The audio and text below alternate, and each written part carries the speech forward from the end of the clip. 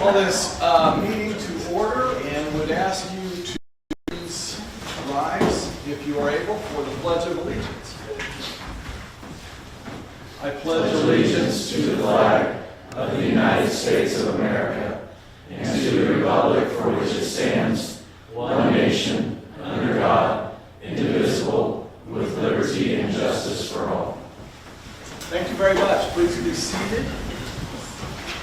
And welcome to our City Council meeting of September 3rd, 2024. Item number 3, I'll call your attention to, and that is public input. And this evening, I believe we have one person that has signed up, Pam Ash, to speak. Thanks for being here. Hi, sure. I didn't know I'd be talking tonight, and I don't plan to talk very long. Had 2 meetings this evening after school, long day, about arts in the community.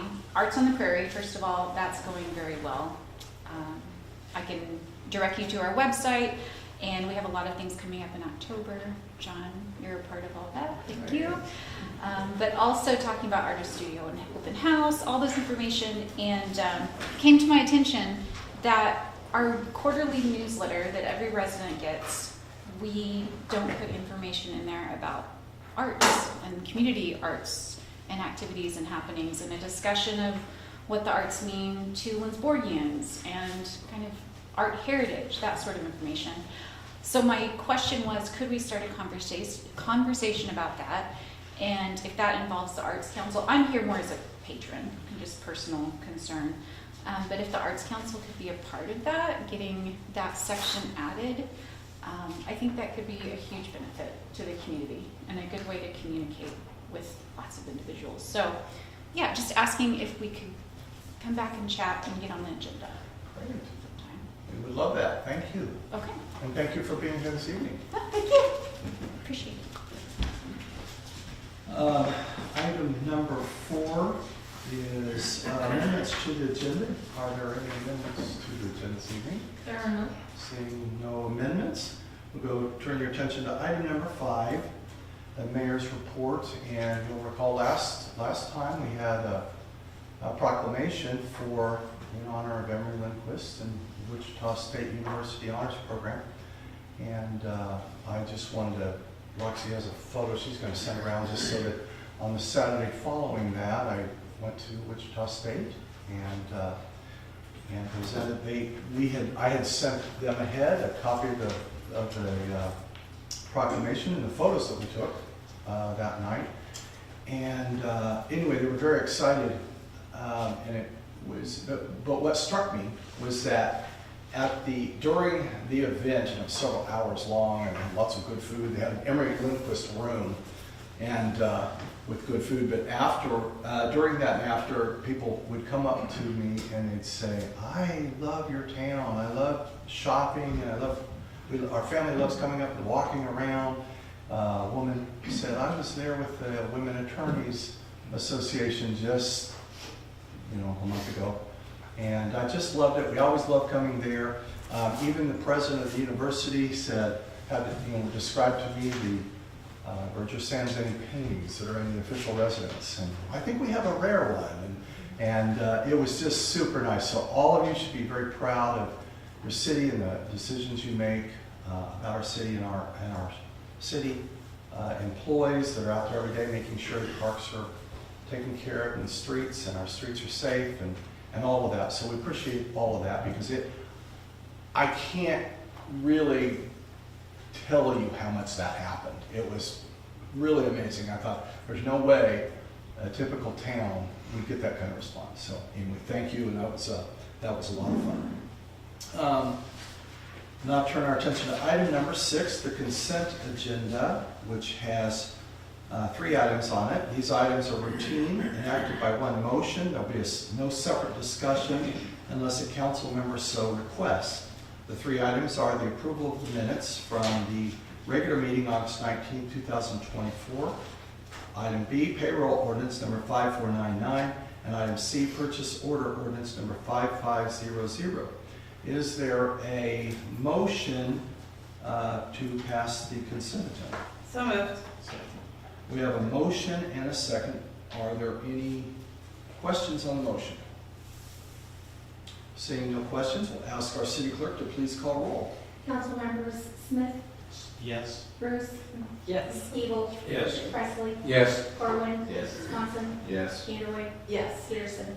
Yes. Motion passes. Thank you, council. Thank you, Roxy. Our next item of business is item number 7, appointments, and we have one appointment this evening for the Lindsborg Fire Department, which we are thrilled about. Chief, did you want to come up and say anything? Okay, please do. Come on up. That's important enough, and I'm thrilled that we have this. Good evening. Just wanted to come to you asking to accept the newest member, bless you, Kevin Kindlesparger, as a new member of our volunteer fire service for the city of Lindsborg. He is a local resident and he's eager to come contribute actively and help our community out as a firefighter. So I'd like to see if we can get him on. Thank you very much. And we are thrilled. Our fire chief, Matt Clark, has written a letter, and I think you have that in your files. And with seeing no objections, we will gladly appoint him to the fire department. Seeing no objections, so ordered. Thank you. Thank you, Chief. And we thank Mr. Kindlesparger and also our fire chief, Matt Clark, for their efforts along this lines. Very important position. Just very happy about that. Now turn our attention to item number 8, committee reports and presentations. And our first item is the Lindsborg Senior Center, and we have 2 representatives, Mary Linshield and Lucy Heller, with us today. One, you don't both have to come up, but whichever wants to come up to the podium, and I will give you just a little background. As you know, during our working session, budget session, we talked about the senior center and some possible financing of the senior center. And some of you had some questions, and so we thought that it would be best to have a couple of these representatives come in and to answer questions.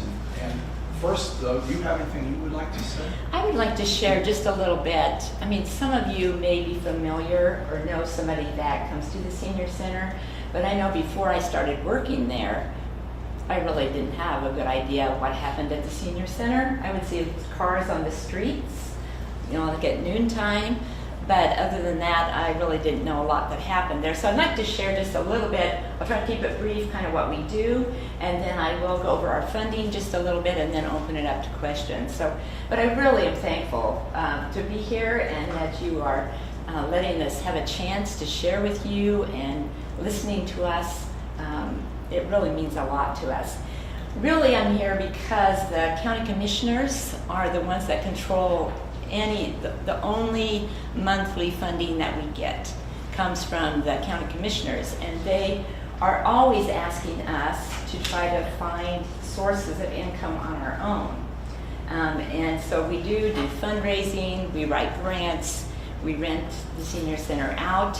But this last time when they met, they wanted to know how many senior centers got some funding from their city. And there were several. And so they asked the rest of us then to go to our city and ask for funding. And I had been at the senior center for 10 years now.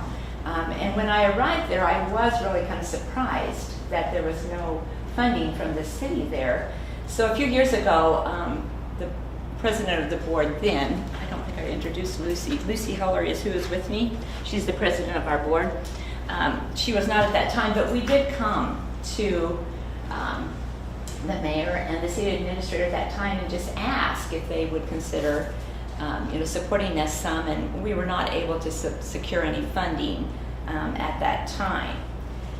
So our primary function there is to promote independent living for seniors and to try to help them stay in their homes as long as possible, because I'm sure that's what you all want to do. I know that's what I want to do. So our secondary purpose is to help them with healthy living, to provide some social activities for them, and also some informational meetings or programs that help them. One of the perks that you're probably the most important or most familiar with there might be our meal program. It is the Friendship Meals Aging Projects Incorporated program, and it is an entity of its own. It does have its own food director, and we basically kind of house it, is what we do. They really do not provide funding to us, except they do pay $900 a year to help us with cleaning. We do have someone that comes in and cleans the center twice a week, and so that helps to pay for that. And they also do pay to have our carpets cleaned twice a year. So that is the support that we get from them. Another service that that you probably have seen around, and that is our dollar van. And it is a public transportation. It is not just a senior center bus, because it's housed out of the senior center. Many people think that that's basically kind of what it is, but it is designed for everyone. It is funded partially by state and federal funds, but we do also ask for a $1 donation per trip if they can do that, and some people can pay and some cannot. So, but whether they pay or not, they are able to ride. And I have to do some bus reports each month that show some of the usage and the amount of funds that were used and that kind of thing. And one of the things that I have to figure, or we have to keep track of, is the number of the elderly, the disabled, and then the public, the general public that use the van. And so I just took July. In July, we made 555 trips. 291 were for the elderly, 113 were for the disabled, and 151 were for the general public. So over 1/3 of the trips that we made were for the general public that used it. During this summer, we were extremely busy with kids. Some of the kids whose parents are working and work out of town or can't get away. We took them to swimming lessons, we took them to arts programs, we took them, kind of wherever they needed to be. So we were really busy over the summer with them. We still transport the child development, school-age kids from the school to the center every day. And we do, Sunflower Terrace uses us a lot also. And those would be the things that if you had I know you have the profit and loss thing, or profit and loss thing there, and that would be our contract revenue is what that would be under there. Some of the other health programs that we provide is we do have foot care once a month. We have blood pressures that are taken by the Salina Family Health Clinic, and they also do flu shots for us. They've done COVID shots for us. And they also provide a lot of our informational programs also of topics that they think that seniors would like to know about and would be beneficial to them. It is very important for our seniors to be social, and so we try to provide some of those types of things also. We have the best deal in town on coffee and treats. We ask for $1 and they have as many cookies as they want and as many cups of coffee as they want. And that's for everybody. You don't have to be a senior to be able to get that perk. We have pitch that they play every Thursday. We have a women's coffee, a game night, and then we have some of our residents, not our residents, but people who have attended the center that have had to change their living situation and are now at Sunflower Terrace. So we do go out there once a month so we can just kind of maintain a relationship with them also. We have pool in the back, some of the best pool facilities I've heard in the county for senior centers at least. And they do participate in pool tournaments from September to April also. I was asked to kind of estimate the number of people that I thought we might see in and out. And throughout, not everybody participates in all of these types of things that I've mentioned. But through thinking about all of them, I'm guessing that we have probably 100 to 150 people that we probably serve in some way in the center. Okay, as far as funding goes, we are a nonprofit, 503c, and the monthly stipend that we get is what is on here as the mill levy allotment. That comes from the county. The county commissioners have taken I think it's like a 0.8 mil or something that goes to to the seniors. And that goes to the County Council on Aging. McPherson County Council on Aging is where that whole lump sum goes. Then it is divided out there, the county council keeps some, and then it is divided out among the other senior centers in our area, kind of according to population. So we get about $2,500 per month is what we get from them. And that is not money that is deposited into an account for us. It stays at the County Council on Aging, and I access that through vouchers. So I don't ever write the checks that come out of there. I make a voucher, and then the check is written out of there. But my salary must come out of that account also. So then we do have 2 different bank accounts. One is our 5311 account, and that is our transportation account. And out of here would come our bus driver and our afternoon dispatcher salaries, our bus fuel, our maintenance, our repair costs, our advertising, driver physicals, all of that must be paid out of that account. And KDOT does reimburse us for 70% of our costs. It's a reimbursal. We pay for everything first, and then 70% of that comes back to us, and the center is responsible for the other 30%. So I always thought this was would be an excellent way for the city to help us out here, since 1/3 of the riders are general public people, but the senior center is responsible for all of the costs for everyone. And last month, our 30% cost was about $1,107 is what the senior center had to pay for the transportation. Then we have what's called a general account, and this is the money that goes in here would be donations, fundraisers, grant funds, rent income, all those types of things goes into the general account, and that's where we pay most of our expenses from. And you can see a lot of those expenses on that profit and loss. So I would take any questions that you might have now. Thank you. We appreciate you being here today. And that you made it sound very nice. Do you have to shoo people out of there at the end of the day and tell them to go home? Jim Spencer's pretty good at that, yes. 2 minutes to 4, you get ready to go. Yeah, some of them really do like to spend the afternoon there, that don't have anywhere else to be or things to do.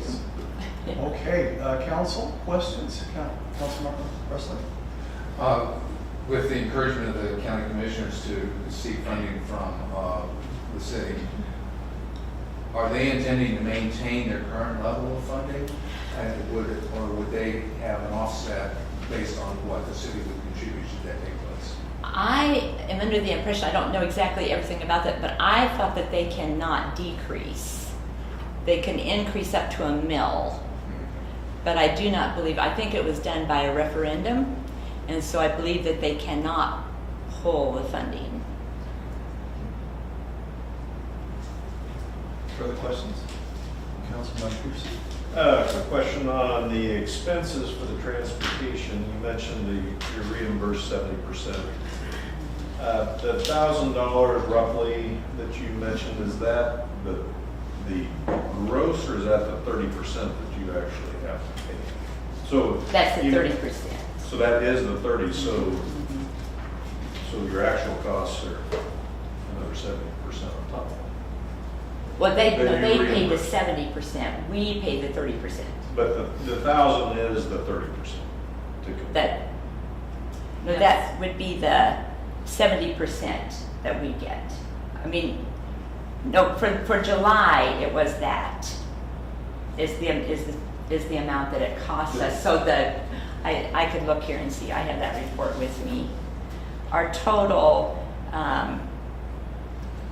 amount for the month was $3,690.14. And any revenue that we take in, we also have to say, well, our expenses were really $3,891.14, but any funds that we collect for the bus, the donations, we have to take that off of that. That answers my question. Further questions, council? Yes? What are the hours for the transportation? 8:30 to 3:45. And that's something that sometime too, I thought the city might want to look at, is I know that we don't provide any on the weekends. And if they're going to, doctor's appointments and things, they have to try to make those so that they can be picked up, by 3:45 or find somebody that can pick them up. So sometimes I know that is hard for people to get all their appointments and everything done in that amount of time. And it's just in town. Yes. It's just in town. Yes, we can't take our bus outside of town because then we'd have no transportation in town, so. So I think you said you had 551 trips in July, Mhm. so that's like 18 trips a day. So how does that, is that people or trips? Trips. Because we count going somewhere as a trip, going back as a trip, if they go several places, that's a trip. Councilman Pierce? Well, since you acknowledged me, I will ask a question. I think that's an important service you provide the community. How do you get the word out that this is even available to the people that may need rides? Okay, we have to advertise, I know this is kind of old, but we have to advertise in the newspaper. We have to. That's required by KDOT. So that is one way. We do have a website. Lucy does much better at keeping things on there than I do. We have had a few articles in the paper from time to time, about the service there. Probably not for a few years. We have our sign outside of the center. I post on Facebook every so often about the bus, and I post the hours, and I say it's in town, and inevitably somebody says, "Can you take me to Salina?" What part of in town do you not understand?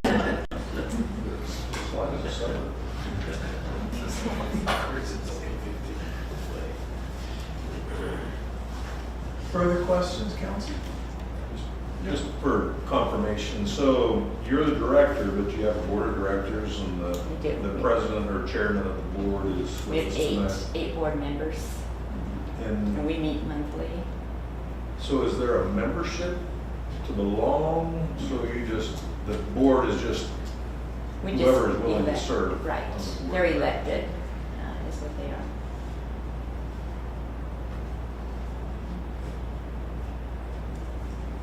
Okay. Seeing no further questions. Thank you both for being here Yes, well, tonight. thank you so much for having us. Thank you. Okay, council, our next item of business on item 8 is a report on the Board of Zoning Appeals from Milton Collins. Coming up, Milton, good to see you this evening. Good to see you too, Mayor. Hey, Council, how you doing? This evening, I was just going to give you an update on the BZA. We had a case on August 20th, 2024. The Board of Zoning Appeals met to discuss a variance request for residency in a recreational vehicle within the R1 district. The R1 district is for single-family dwelling district, which is established for the purpose of low-density single-family dwelling. The Board of Zoning Appeals did agree to allow the applicant to reside in this location for up to a year in his recreational vehicle per the applicant's request, which in the meantime he will look towards finding an acceptable living space. There has been no history of complaints or issues in this area. The neighbors are all aware that he is there. It's at the 417 South 2nd Street, just back there by the pool, by the Riverside Park, sorry. I just want to make you aware that this has been approved. If there's any questions, feel free to answer. Thank you, Milton. And they've been, he's actually been there for quite some time. Correct. So it's just kind of giving that An update. extension, kind of putting on paper. Right. Saying let's Exactly. go to a resolution. Correct. Okay, any questions, council? But just to confirm, there is an ordinance against this and you're Correct. offering a variance, is that? That is correct. So the R1 district is for single-family dwellings, and he's right now residing inside an RV. It's not in a mobile home park, it's in a residential district. So he requested a variance to live in this RV for up to a year until he's able to find a stable living. What happens in the year if that hasn't? So that was the condition with the BZA, that if the year is come and there's no communication as far as any extension or anything like that, he would have to be removed. That's fine. I guess for clarity, the RV park and the mobile home are two different things. An RV can't stay in the mobile home park, right? Correct. Yeah, so, So that's an MH district. right, So a camper would have to be on the other side of the bridge. in the camping area. Exactly. Okay. Thank you, Milton. Good job. By the way, we'll just, Christie provided a information sheet, just kind of as a reminder, our Board of Zoning Appeals is the only board we have where their decision is binding. And if somebody doesn't like the decision, it has to be appealed to district court. So, it is, they are very careful in what they do, and I think, like in this case, they carefully considered and came to a reasonable conclusion. So we appreciate all of their work on Board of Zoning Appeals. That's a tough board. Okay, council. Item number 9, old business. Do we have any old business? We do not. Consider this evening.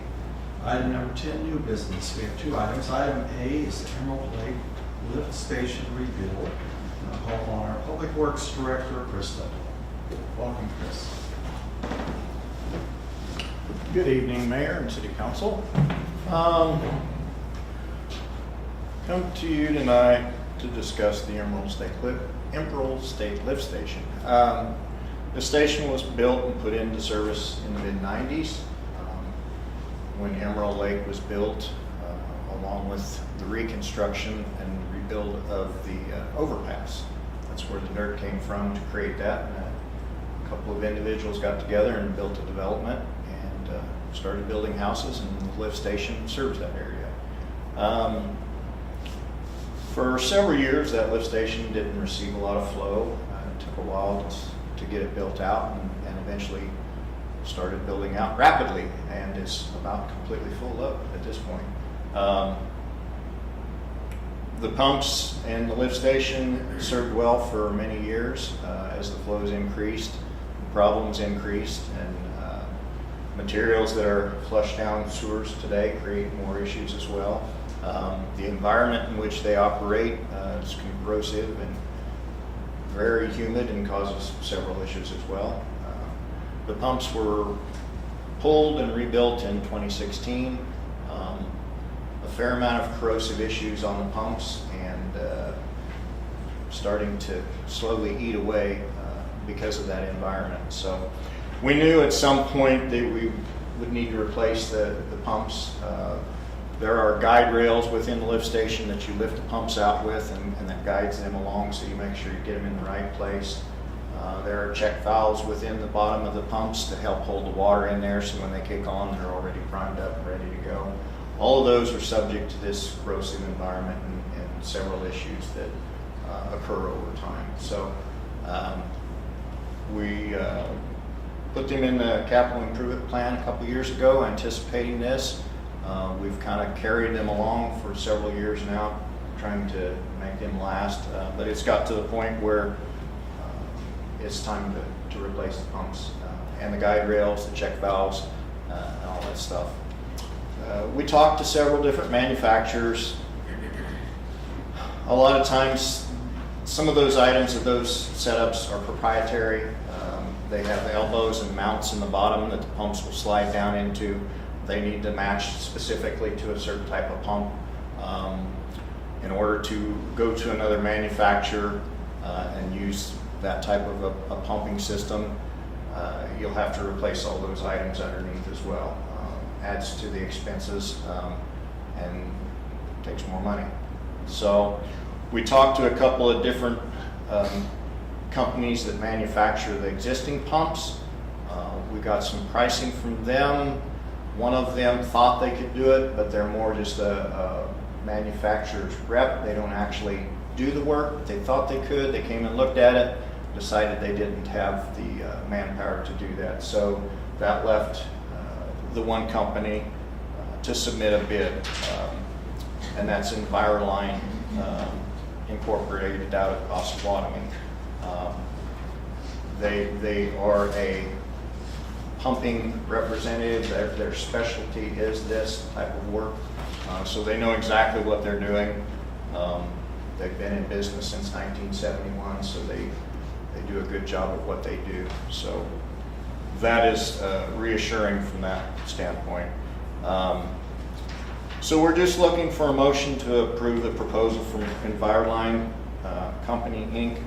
for the replacement of the parts listed and the labor to rehab the Emerald Lake lift station, excuse me, get that right, for $27,390 plus applicable taxes. Thank you, Chris. Questions from the council? Chris, Councilmember Peterson. I find it interesting that the demand or the reason for this was because of the Emerald Lake development as they built the viaduct. Now the viaduct be coming down, and the potential may be there for additional demand for this lift station. I remember over time it was discussed here that it's hard to develop that direction because of the need for such a lift station. Will this allow for greater capacity looking ahead to the potential, or will this just replace what we... This will replace what is there. However, this lift station is not maxed out to capacity by any means from a pumping standpoint. It still has a fair amount of room to go where they could, development would still be accommodated by that lift station. So this is a very deep lift station, so it has a lot of capacity within it. So that's a good thing to have with a lift station like that. So, but yeah, it's from a capacity standpoint, it's still got a long ways to go. So.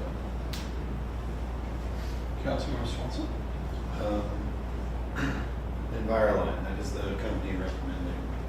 The total $27,379. It says that it does not include any taxes that may apply, but are we taxed? There would be no taxes. There should be no taxes to that. So. Further questions? Councilmember. Do you have any sense whether this is another 30-year solution? I mean, it's kind of where we're at with where it started to where we are now. I'm going to refer to that more in just the timing of construction of materials. When those pumps were built, not that they were a cheap pump, but they were a lesser expensive pump. I think that company has reassessed their manufacturing process throughout the years, and they have made several improvements within their design from what I'm understanding from some conversations. I'm comfortable that those pumps would last 30 easily and should last 40, maybe even 50 years, depending on the flows that are occurring now. I think one of the problems with the flows previously, or with the lift station previously, was the lack of flows can almost be more problematic than more flows. So if it's running regular, pumping regular, the pumps actually function in a better fashion, and they receive more runtime, which in some regards is better than sitting for a long period of time and never running. It keeps the conditions, the atmosphere, everything is in a more fluctuating state, which in some ways can be better than just sitting all the time. So I'm very comfortable with where these pumps are at, the manufacturer's at, and the fact that they should last well beyond what the original ones did. So. So you're probably not going to have to vote on this again, Lynn. Well, Chris won't present it. Further questions, council? Seeing no further questions, thank you, Chris. Thank you. For the presentation. Council, you have heard the recommendation for a motion to approve the proposal from Enviroline Company Incorporated for the replacement of the listed parts and labor to rehab the Emerald Lake Lift Station for $27,379 plus taxes, which we don't. So, is there a motion to that? So moved.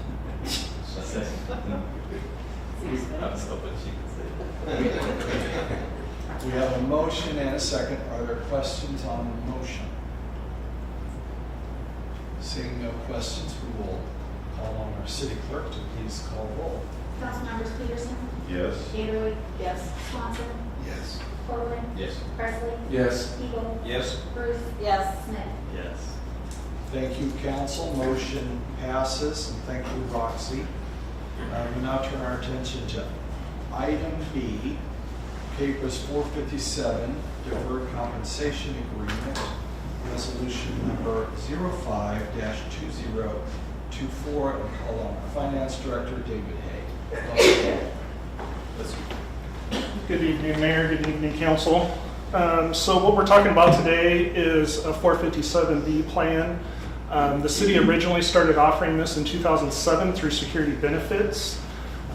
Through going through some conferences with Capers, we were told that there was another opportunity that may even be better price-wise for our employees through Capers 457B. Capers 457B is what the state of Kansas uses, and then they allow others to get on that contract with them.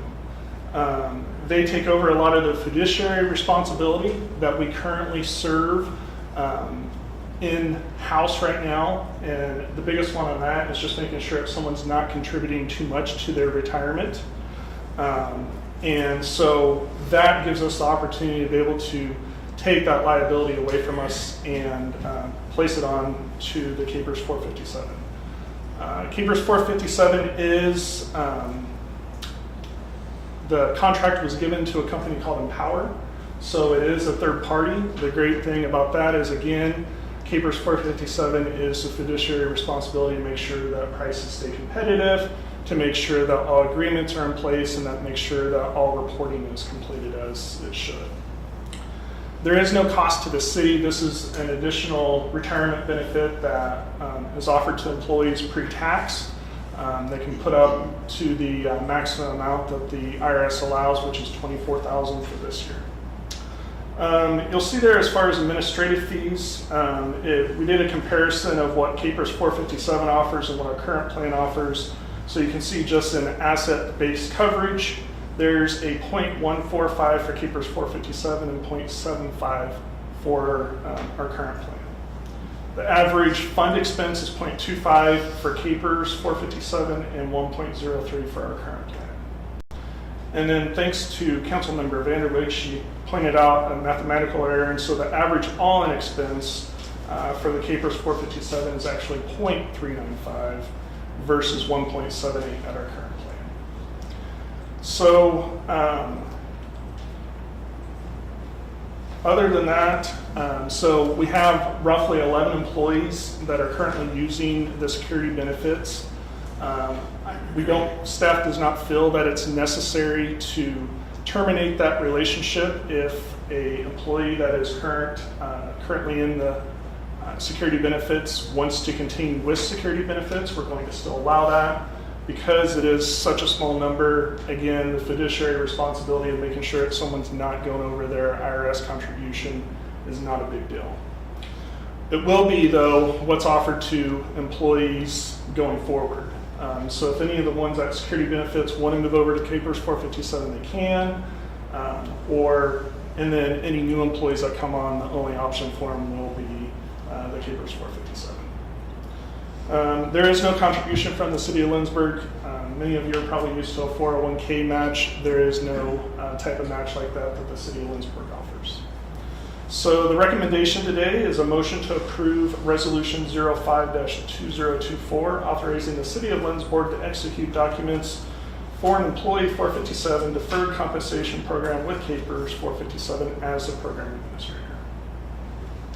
Thank you, David. Are there questions for David from the council? Councilmember Swanson?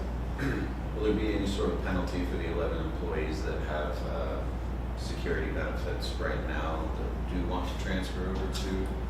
No, there's absolutely no cost to transfer from one to the other. Okay. Further questions, council? David?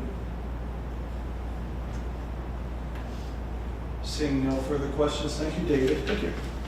Council, you have heard a recommendation for a motion to approve Resolution 05-2024, authorizing the city of Lindsborg to execute documents for an employee 457B deferred compensation program with Capers 457 as the program administrator. Is there a motion to that effect? So moved. Second. We have a motion and a second. Are there questions on the motion? Seeing no questions, we'll have our city clerk call roll, please. Councilmembers Bruce, Yes. Hebel, Yes. Presley, Yes. Corwin, Yes. Swanson, Yes. Vanderwood, Yes. Peterson, Yes. Smith. Yes. Thank you, council. Motion passes. Thank you, Roxy. Next item of business is item 11, executive session. Is there a reason for executive session this evening? Not that I'm aware of. Seeing no executive session needed. Item number 12 is other. Do we have other business to come before us this evening? Seeing no further business. Item number 13, adjournment. Is there a motion to adjourn? So moved. We have a motion and a second. All in favor signify by saying aye. Aye. Opposed, no. We are adjourned. Thank you, council. And thank you those who were here with us.